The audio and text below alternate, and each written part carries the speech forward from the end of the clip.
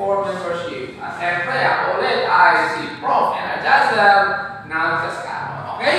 So, kung titignan natin ang topic natin ngayon, ito ang dapat natin gawin bago tayo magpamember. Hindi man pwede na pag may pera lang yung tao, ipapamember mo na. Kasi pag gano'n ang iniisip mo, may nakita kang prospect, tapos gusto mo mamember na agad kasi may pera, mawawala din yun. Mag-join na yun, okay? Gagamitin yung convincing power, gagamitin ng mga technique, diskarte, para lang maka-join. O, dadami nga sila mag-join, pero hindi sila magtatagal. Yun ang problema. So, hindi magiging long-term ang business kapag na-hype lang. So, dapat, ang isang tao mag-join dito, hindi dapat na-hype.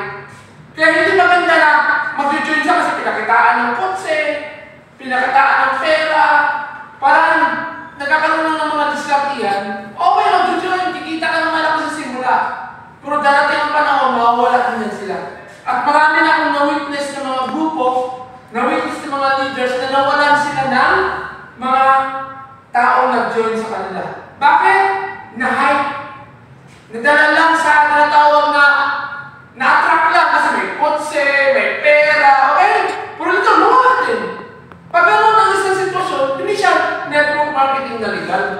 Or ginamit yung legal na kumpanya ng network marketing para sa pansariling pamimera. Okay naman magkapera. Pero tandaan natin, sa konsepto ng tagumpay, pag naghamon ka ng pera, lalo kang mawawala nito. Kaya mas maganda, ang sekreto dito ay tumulong ka muna.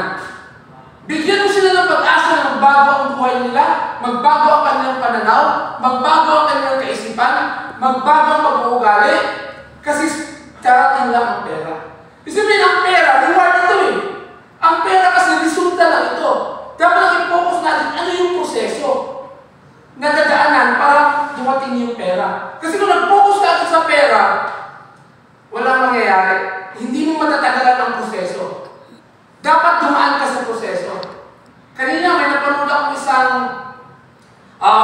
apply na nagsalita tungkol sa pagtagumpay niya. Kanina, nakita ko pagbukas ko kanina, nandun siya sa kanyang tanim na nakuha na saging na hindi na nilagyan ng mga chemicals, no? Walang kalburo, pinakita yung saging, ang tamis-tamis ng saging na ito. Siya ngayon ang ating takbo na kaya Hall of Fame na siya. O, taga Cebu. Okay?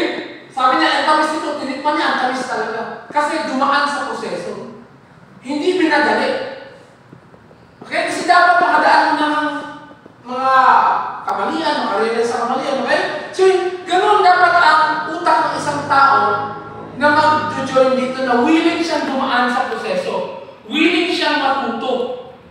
Willing siyang sabi natin, yan ang gagawin ko. Hindi pwede maglabas na ng pera. Kasi pag naglabas na ng pera yan, nakuha, naka-join. Pagkatapos yan, wala din. Kasi dito dapat dumaan ka talaga sa process. Kasi may sinusunod tayo, batas ng universe na magsisimula sa loob ng pagkatao mo. Kaya dapat, ang madadevelop muna yung loob ng pagkatao. At talking about self-development sa loob ng pagkatao, hindi yan nakatuon sa pera. Ang pera sa labas Pero actually, yung pera daw, reflection yan ng loob ng pagkatao. Meron lang nagsabi, sa mga libro na basa ko, na money is energy. Money is actually the result of your consciousness. Kung ano nasa loob mo palagi, yun ang lalabas sa'yo. Ang lahat ng nakikita mo sa palibot mo, reflection yan ng iyong projection. Para tayong projector, na lahat ng nakikita natin sa palibot natin, tayo ang nagpo-project. Pag nagbago yung palibot mo, isipin nagbago ang loob ng pagkatao mo. At ang success, nagsisimula sa loob. Gusto mo magkaroon ng maraming pera? Baguhin mo muna pag-ugali mo. Huwag kang maghamon sa pera. Kasi ang pera, reward lang yan eh. Ang gawin mo, i-focus mo, ano yung gagawin ko para magkapera? Paano ako magkapera? Tumulong ka sa tao.